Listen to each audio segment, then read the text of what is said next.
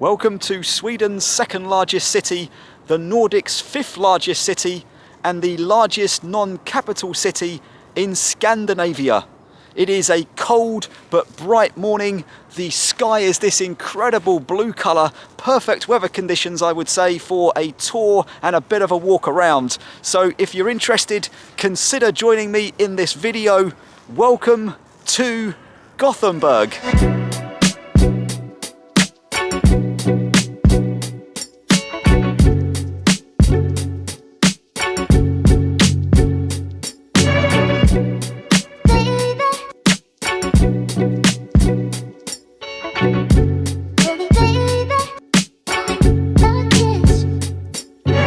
We are going to start off today at the scene of a 17th century fortress with a viewpoint that overlooks the entire city.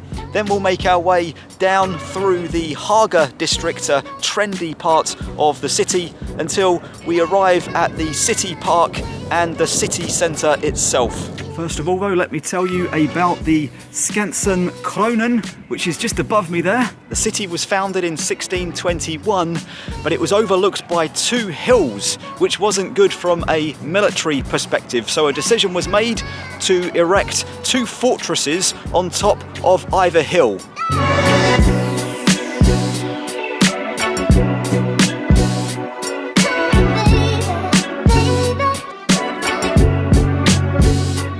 By the end of the 17th century, both had been built, but as Sweden started to get along better with its neighbours, the need for them was reduced. I don't think the fortress on top of the other hill is there anymore. However, the Skansen Kronan is still standing here in all of its glory.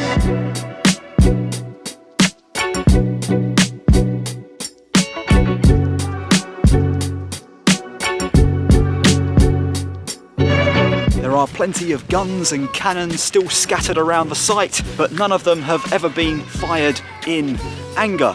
The walls of the fortress are 4 to 5 meters thick. It has 4 floors and it is topped with a wooden crown. To get up here, you can either take the steps, of which there are over 100, or you can take a more gradual slope that winds its way up to the top here. When you get here, you can see the magnificent fortress behind me. It is a sight to see for sure, but there is also an observation deck, and that is exactly where I am right now. There is the view from up here on the observation deck. Look at that, what a spectacular scene, what a way to start the video. And as I come round, you can see we also have quite a few landmarks to look out for.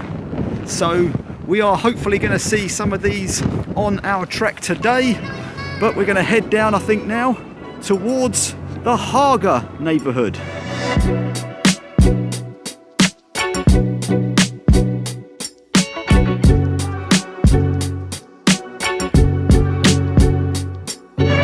These days the fortress is privately owned and only opened for selected conferencing and events. Anyhow, enough of that. I have walked down the 100 or so steps and I have made it into the Haga neighbourhood.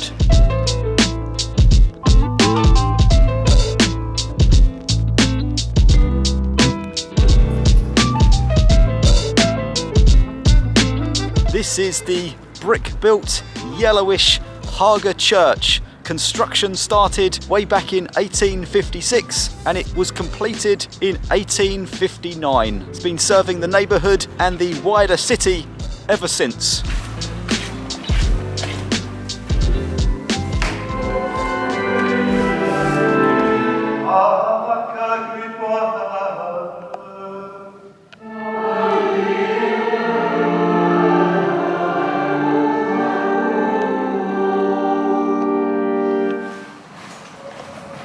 Haga is known by some as the Little London of Gothenburg. It is a pedestrianised cobblestone street that runs right through the centre and is awash with local and independent bakeries, cafes and shops.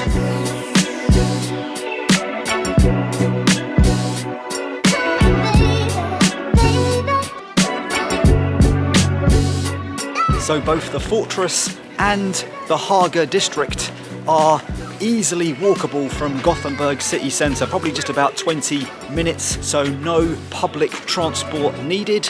The population here in Gothenburg city is about 600,000 people, and if you extend that to the metropolitan area, there are about 1.1 million people.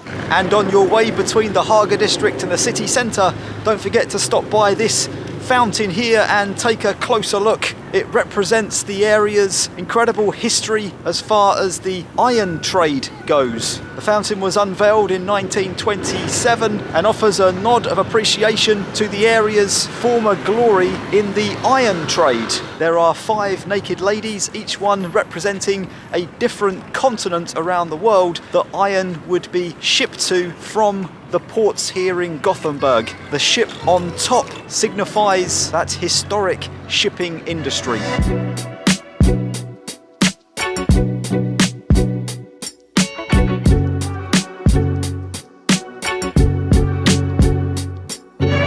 Next up is one of Gothenburg's most recognisable landmarks. It's called the Feskekörka, and that translates to English as the Fish Church. The building was inaugurated in 1874 as a fish hall, and it would regularly house the local fish markets and fish auctions. Every day, fishing boats would come along these waters, dock just outside, and take in the day's fresh catch. Hundreds and hundreds, perhaps even thousands and thousands of different fish taken inside to sell. With its high, steep gable roof and distinctive windows, the Fish Church takes its design from early Scandinavian stave churches, with a little bit of neo-Gothic thrown in for good measure too. It is currently closed for renovations, so it's a bit of a building site at the moment, but when it reopens, I would definitely recommend heading inside and taking a look at the interior. Here's something interesting. Just opposite from the Fish Church is a section of rock, and then about 3/4 of the way up is some of the original city walls with buildings above it. Let's go see if we can find our way up there.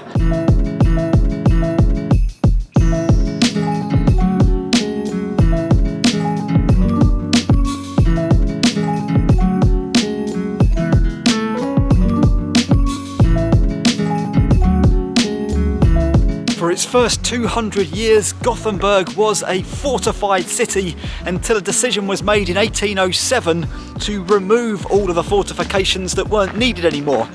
This is one that survived that destruction. We are here at the top now, I'm pleased to say, and let me just show you what's going on. We've got some typically Scandinavian buildings on my left. Below me is a play park for children, presumably. City out there in the distance. There is the fortress where we started the video. On my right is the docks and industrial area. You can see the chimney stacks, and these are the fortifications, the city walls that remain.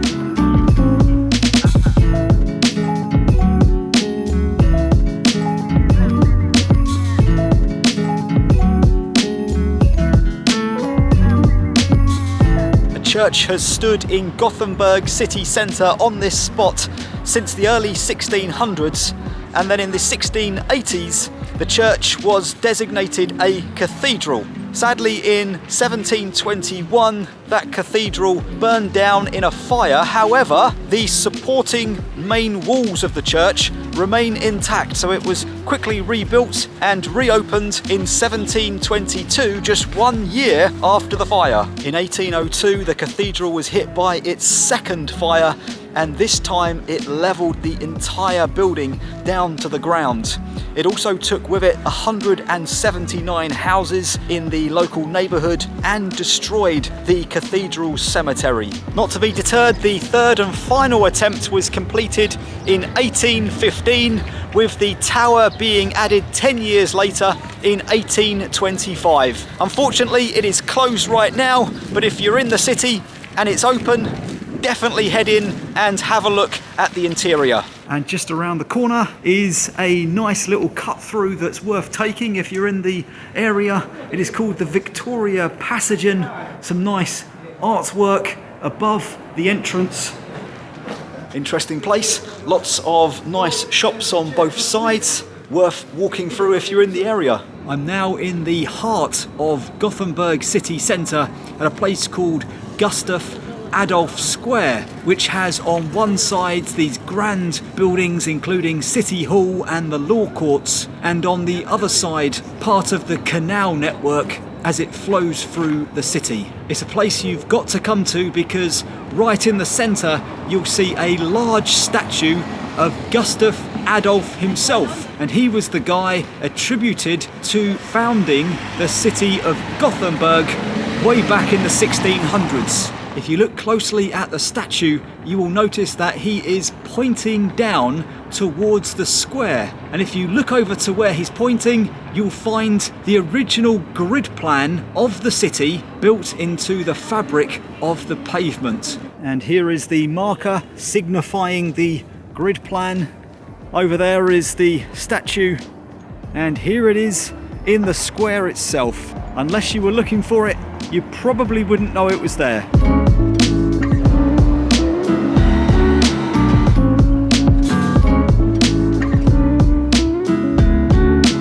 So just before I call it a day and tell you about my final destination here in Gothenburg, I wanted to quickly mention 2 day trips that I've been on since I arrived in the city. Both were amazing and I recommend doing them if you get a chance. Both are whole day events. The first one, I went to the southern Gothenburg archipelago. I caught a tram from the city centre and then a ferry, and I visited 3 islands. All of them were really nice to walk around, and a day ticket from the city centre was reasonably priced. The second was a 30-minute train journey to the city of Trollhättan, about 40 miles north of Gothenburg. Again, the train prices were reasonable. The trains ran every 20 to 30 minutes, and the trails, parks and canals in the city were magnificent. Really, really enjoyed all of it. So where am I? Well, it's a place called the Garden Society of Gothenburg. It's a large park area. You can hear the birds chirping and at the moment the motorcycles humming, but that's not all that often.